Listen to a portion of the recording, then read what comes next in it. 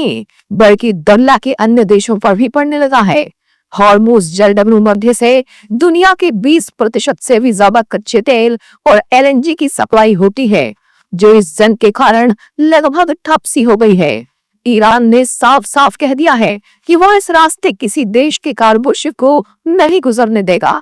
डर के मारे सऊदी अरब, कतर, कुवैत और यूएई समेत खाड़ी के कई देशों ने तेल का उत्पादन घटा दिया है, जिसके शुरुआती साइड इफेक्ट दिखने लग गए हैं। भारत, चीन, पाकिस्तान, बांग्लादेश, श्रीलंका और मलेशिया समेत कई देशों पर इसका असर दिखाई देने लगा है।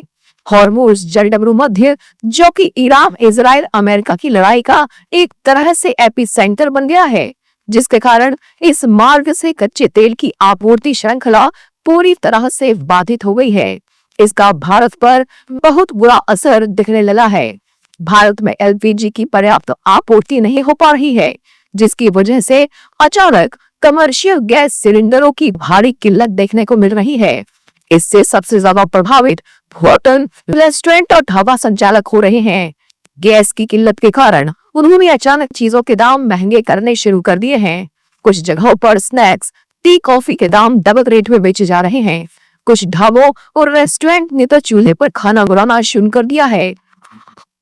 तब फिलहाल एक परिस्थिति से क्या मुफ्त अब कस्टमर को खाना देना है, हमको गैस नहीं होने के कारण हमको चूल्हे पे खाना बनाना पड़ रहा है। और ये दिक्कत है कि हम अगर सर्विस देना है, अगर कस्टमर को उनको सेटिस्फेक्शन देना है, हमको चूल्हे पे खाना बनाना पड़ रहा है। कैसा ही चलता रहेगा और उनको गैस अवेलेबल नहीं होगा, कुछ दिनों में होटल बंद करना पड़ेगा, क्योंकि हम लोग एक बड़े बेसिस पे चूल्हा चालू किया है। बट अगर हमको लॉन्ग लाइट चलाना है तो गैस अवेलेबल चाहिए। कितनी लाइन लगी पड़ी है, टोकन की बहुत मगज मारी है, फिर भी सिलेंडर मिल नहीं रहा है। 3 घंटे हो गए, 3.5 घंटे होने हैं। वसीम मलिक की रिपोर्ट।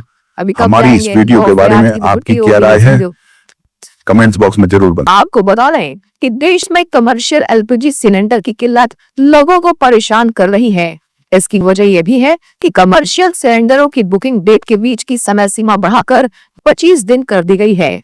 हालांकि संभावना है कि बहुत जल्दी स्थितियां सुधर जाएंगी, क्योंकि देश में एलपीजी सिलेंडर की किल्लत और लोगों की परेशानी को दूर करने के लिए केंद्र सरकार ने भी युद्ध स्तर की तैयारियां शुरू कर दी हैं।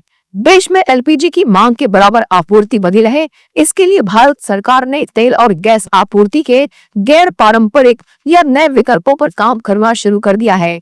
मिडिल ईस्ट के देशों से एलएनजी और कच्चे तेल की आपूर्ति बाधित होने पर इंडियन रिफाइनरीज ने अमेरिका से भी कच्चा तेल खरीदना शुरू कर दिया है।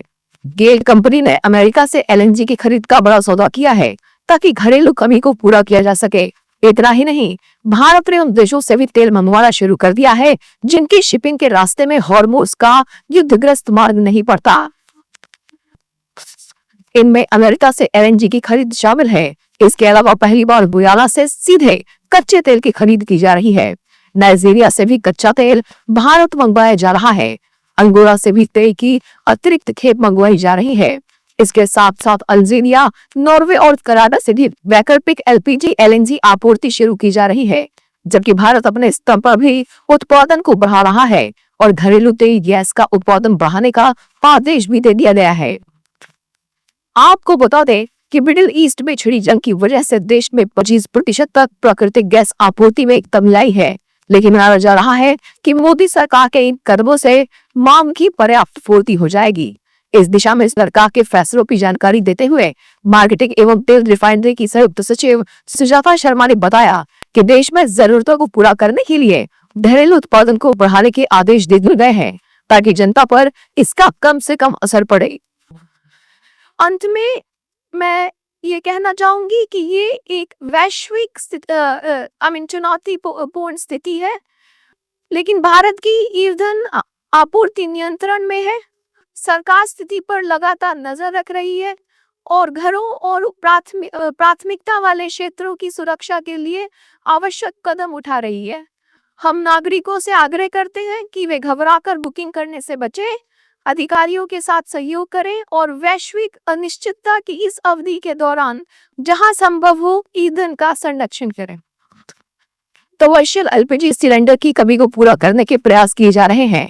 केंद्र सरकार के प्रयासों को लेकर मार्केटिंग एवं तेल रिफाइनरी की संयुक्त सचिव सुजाता शर्मा ने बताया कि अंतर्राष्ट्रीय उथल पुथल की वजह से इसकी कमी आई है।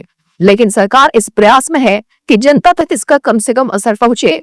साथ ही सरकार ने IOC, HPCL और BPCL के कार्यकारी निदेशकों की 3 सदस्यीय समिति गठित की है। ये समिति होटल, रेस्टोरेंट संचालकों की शिकायतें सुनेंगी और उनकी वास्तविक जरूरतों के मुताबिक आपूर्ति को बनाए रखने की कोशिश करेंगी। ऐसे हालात में प्रधानमंत्री मोदी ने भी देश की जनता से अपील की है और किसी भी तरह की अफवाह से दूर रहने को कहा है। उन्होंने कहा कि घबराहट में आकर गैस की खरीद न करें। साथ ही उन्होंने भरोसा जताया कि देश की जरूरत के हिसाब से इसकी पर्याप्त आपूर्ति बनी रहेगी। आपको बता दें कि भारत संकट की इस घड़ी में अपने तेल जरूरतों का करीब 70% उन देशों से मंगवा रहा है जो हॉर्मुज मार्ग के रास्ते सप्लाई नहीं करते। सामान्य दिनों में उन देशों से 55% की आपूर्ति की जाती है, जो बढ़ानी पड़ी है। इसके अलावा मिडिल ईस्ट के देशों से तेल खरीद कम होने पर 40 अन्य देशों से इसकी खरीद शुरू कर मांग की आपूर्ति की जा रही है, ताकि देश में कच्चे तेल और LPG गैस की कमी बिल्कुल भी ना हो। इस संकट में रूस एक बार फिर से भारत के लिए संकट मोचक बनकर उभरा है। मिडिल ईस्ट में जंग शुरू होने के बाद पिछले करीब 12 दिनों में ही भारत ने रूस से कच्चे तेल का आयात 50% तक बढ़ा दिया है, जो 15 लाख बैरल पर डे तक पहुंच गया है। हालांकि रूस से तेल खरीद पर अब भारत को कोई छूट नहीं मिल रही है।